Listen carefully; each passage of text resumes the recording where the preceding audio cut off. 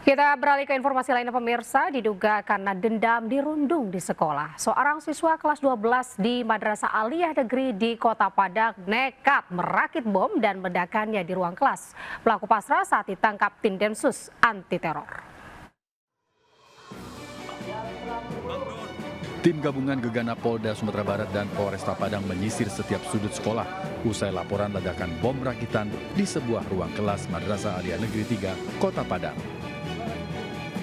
Petugas melakukan sterilisasi dan mengamankan sisa bahan peledak serta 2 bom rakitan di kamar mandi dan sebuah tas. Sementara seluruh siswa telah dievakuasi keluar gedung sekolah. Menurut siswa, ledakan disertai asap putih terjadi saat jam belajar dan membuat geger seisi sekolah. Namun tak ada korban jiwa dalam peristiwa ini. Minta petunjuk dengan Angkatan Laut, rupanya itu bom. Seperti apa bentukannya, Pak? Persis seperti aki motor. Aki dibungkus atau Terbungkus dengan lakban. dengan lakbannya? Posisinya di bawah meja atau Di dalam meja, Pak. Meja di atas meja. Di atas meja? Ya. Dari keterangan pihak sekolah, bom dirakit dan diledakkan oleh seorang siswa kelas 12 berinisial R. Pelaku diduga merupakan korban perundungan di sekolah tersebut dan kini telah diamankan polisi. Setelah dicek, diselidiki, ada siswa yang berinisial L karena rasa dendam, rasa tertekan, karena sering dibully oleh temannya, sehingga yang bersangkutan ingin meluapkan emosinya dengan melakukan hal tersebut. Polisi masih melakukan penyelidikan dan aktivitas sekolah dihentikan sementara. Dari Padang, Sumatera Barat, Budi Sunandar, iNews melaporkan. Sementara itu pemirsa, pelaku teror bom di SD Negeri 15 Rengseng Sawah, Jagakarsa, Jakarta Selatan ini ternyata merupakan salah satu wali murid di sekolah tersebut. Meski hanya iseng, pelaku ditetapkan sebagai tersangka dan terancam pidana paling singkat 3 tahun. Pelaku teror di SD Negeri 15 Rengseng Sawah, Jagakarsa, Jakarta Selatan ditangkap tak lama usai kejadian. Pelaku berinisial MY ditangkap di rumahnya yang berada tak jauh dari sekolah. Bahkan MY merupakan salah satu wali murid dan sempat menjemput anaknya pulang saat ada teror bom. Kepada polisi, pelaku mengaku hanya iseng mengirimkan pesan ancaman bom.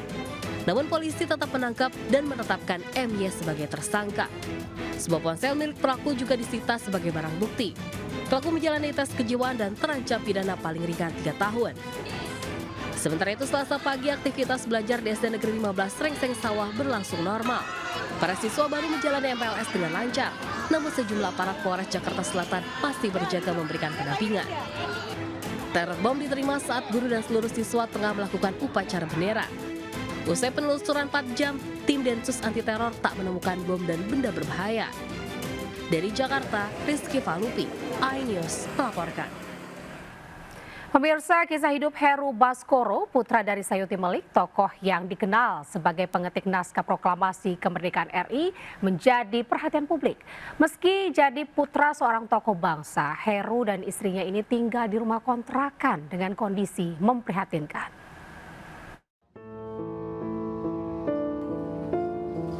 Inilah Heru Baskoro, putra Ari Sayuti Melik, salah satu pejuang kemerdekaan Indonesia sekaligus pengetik naskah otentik proklamasi.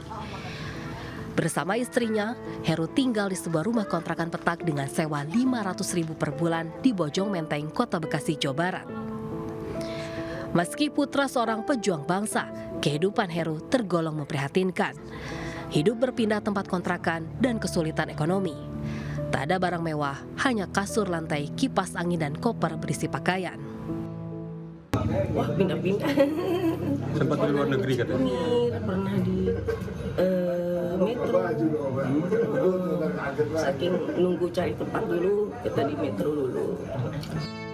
Kondisi Heru terungkap oleh seorang relawan kemanusiaan. Hingga akhirnya Pemda setempat mendatangi rumah kontrakan dan membawa pasutri Lansenik ke Setra Pangudi Luhur Kementerian Sosial di Bulak Kapal Bekasi untuk mendapat bantuan. Dari Bekasi, Jawa Barat, Rahmat Hidayat, iNews melaporkan. Pemirsa, sportivitas dalam olahraga pencaksilat ini tidak tergambar pada aksi kelompok jawara silat di Grobogan, Jawa Tengah. Mereka justru terlibat bentrok dengan warga sekitar hingga menyebabkan sejumlah kendaraan rusak.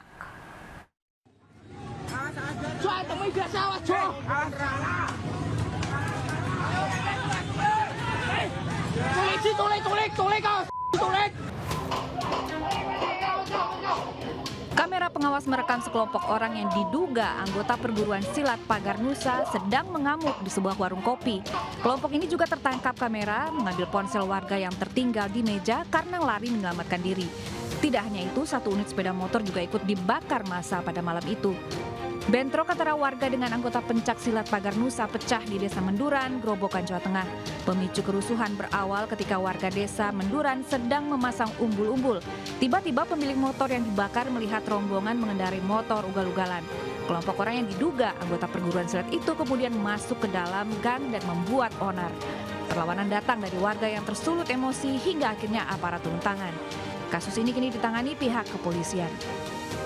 Dari Grobogan, Jawa Tengah, Rustaman, Nusantara, iNews melaporkan. Pemirsa, ada saja kelakuan pengendara di jalanan yang bikin geleng-geleng kepala. Di Surabaya, Jawa Timur, seorang pemotor nekat berkendara di atas rel kereta. Sementara di Cianjur, Jawa Barat, pengendara mobil ini nekat melintas di jembatan yang hanya boleh dilewati motor dan pejalan kaki.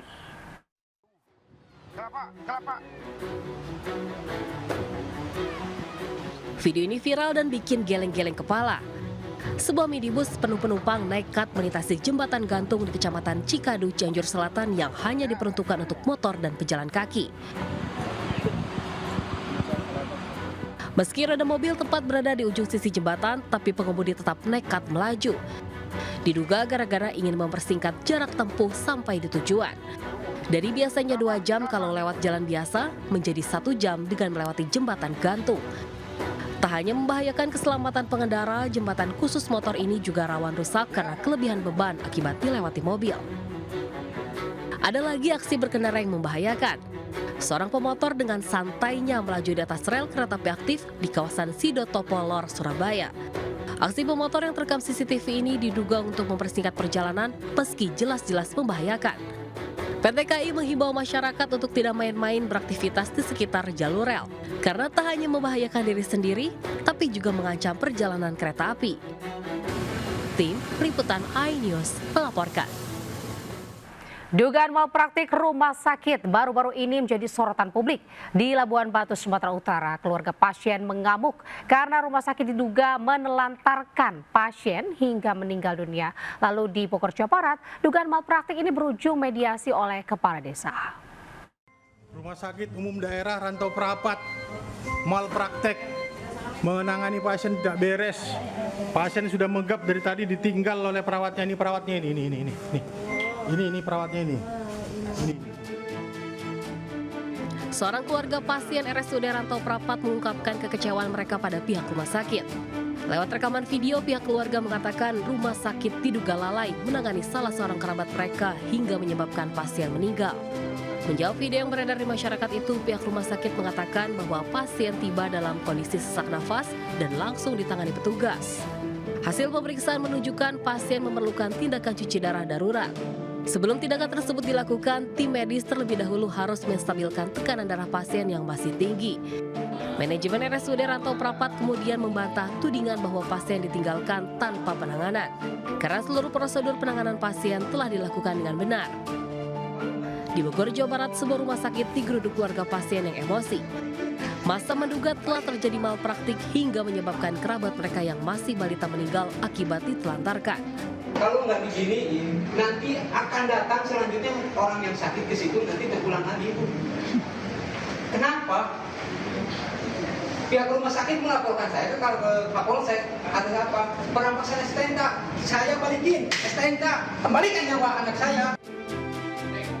Meski sempat memanas, pertemuan pihak rumah sakit dan pasien berakhir damai. Kesepakatan antara kedua belah pihak tercapai lewat mediasi oleh aparat kepolisian dan pemerintah daerah. Dari Labuhan Batu dan Bogor, Randi Kurniawan dan Wildan Hidayat, iNews melaporkan.